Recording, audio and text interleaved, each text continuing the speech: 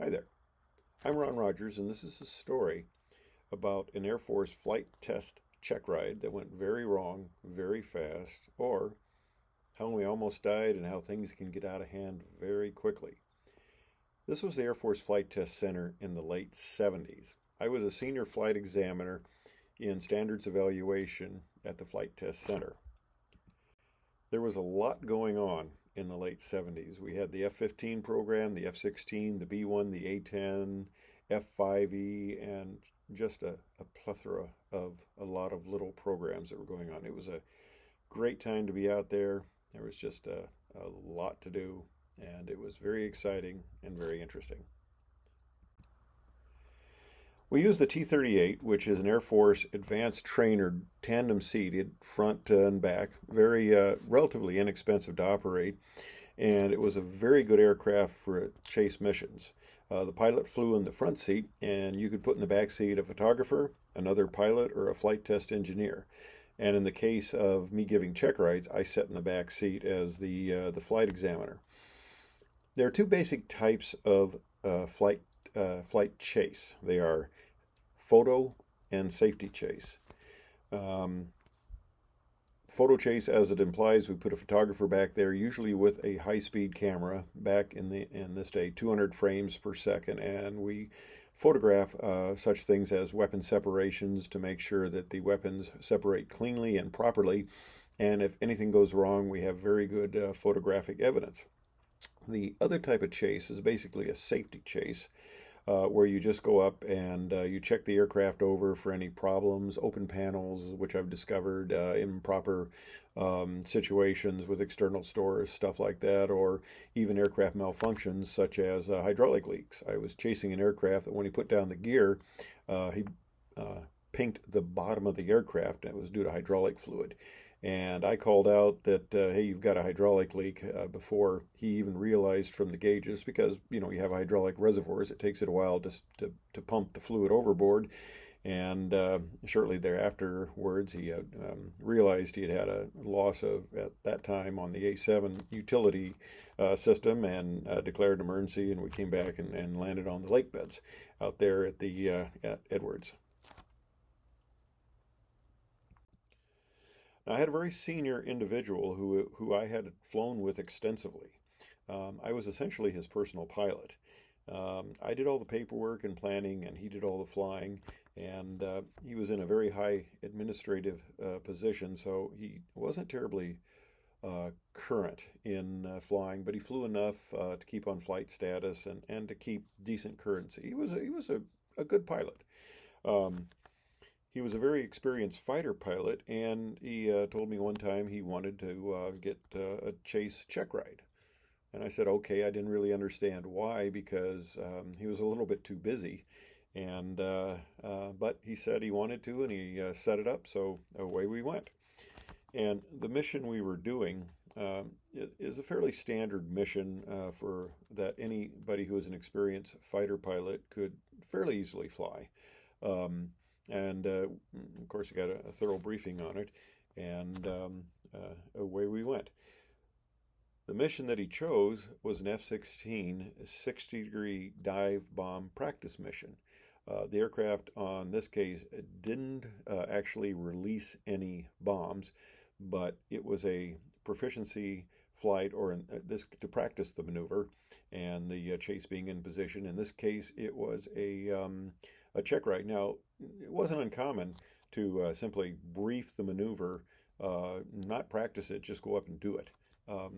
And that was fairly common. So uh, he didn't request, he didn't desire, he didn't want a practice mission. We were just going to go up and do the check ride. Now, of course, we do this out at ranges out in the desert, and this is in Southern California at the Flight Test Center, Edwards Air Force Base. So we have a lot of ranges out of there in restricted areas, and of course, you want to stay away from these, and they're in restricted areas because there's a lot of things that impact the ground, and you really don't want to be in the way. Now, um, I want to tell you about kind of what the mission was. This is a picture of a 45-degree dive bomb. I didn't have a picture of a 60 degree, unfortunately, but it's a bit steeper. But the way this works is you approach the test points, and such as this isn't an operational release of the bombs where tactics would be different. This is a test flight.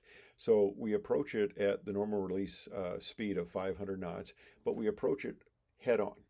Now what happens in this case is the test aircraft starts a roll and rolls inverted to pull to the 60-degree downline.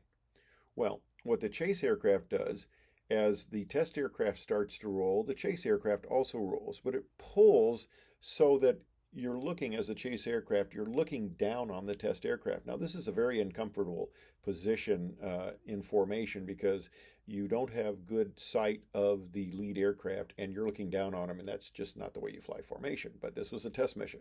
And the point of doing this is as the test aircraft rolls out, you roll out, and now you're below them, and you're in the perfect position to photograph the bombs being released and to get full photographic coverage to make sure everything goes properly and you have coverage in case something goes wrong. Well, it didn't go quite as planned.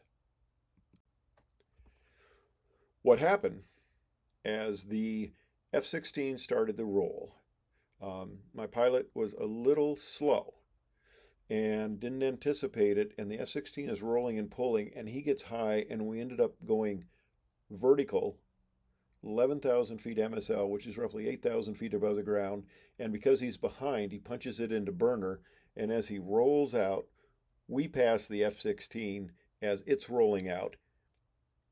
He's at 60, we're at 90, we're at 1.1 Mach, 8,000 feet above the ground. This is not going well.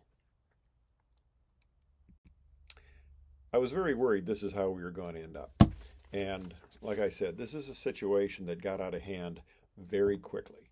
And I yelled, "Recover, I've got it." I came on the controls, and at the time, looking at a windshield full of ground at high speed, you're not too concerned about whether you're going to over-G the aircraft or not, because impact with the ground does a lot more damage typically than over-G'ing.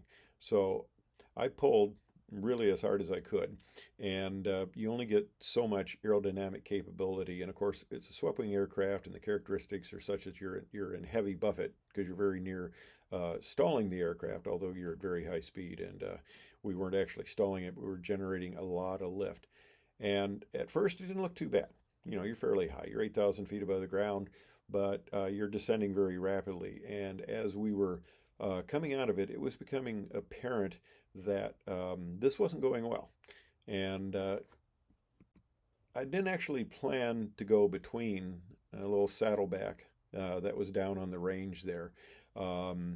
As we were pulling out, I saw one peak to the left and one peak to the right. And of course, I'm sitting in the back seat, so I don't have a lot of good forward visibility. But if we'd have been a little left, a little right, we would have impacted the peaks, and of course that would have been very bad. So we recover from this, and I said, okay, that's enough of that. Let's go back. So we recovered to the base, came back, parked the aircraft, got out, walking into base operations, and I turned to my pilot and I said, "You don't ever plan on flying chase, do you?" Looked at me for a second and said no. And that was the end of that. Thanks for watching. If you liked it, please press like. And if you want more of these, I have more coming, please press subscribe. Thank you very much.